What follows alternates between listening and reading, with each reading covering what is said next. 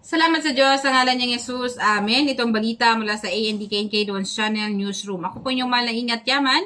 Mahal na Pastora Maylin Gasmeticalo mula po dito sa templo ng ANDKNK sa Green Valley, Bacoor, Cavite.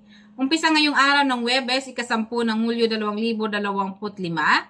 Kikilos na no, sa pahintulot ng Diyos ang lahat ng komite ng mga tagapamahala ng Simbahang Anak ng Diyos Kadugo ni Kristo bilang editorial board ng ANDKNK Don's Channel.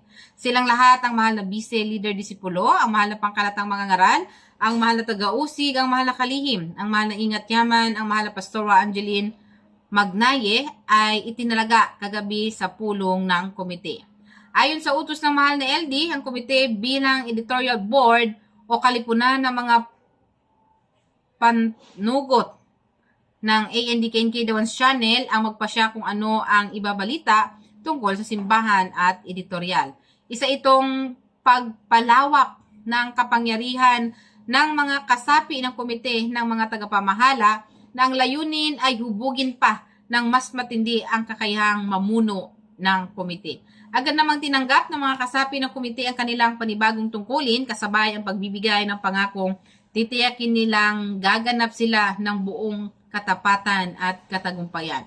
Ito ang balita mula sa ANDKNK Don's Channel at ako yung mahal na ingat yaman. Mahal na Pastora Maylin Gasmeticalo mula po dito sa templo ng ANDKNK sa Green Valley, Bacoor, Cavite. Maaari po kayong magpadala ng inyong mga reaksyon sa 0960-679-2567. Salamat sa Diyos sa ngalan niyang Jesus. Amen.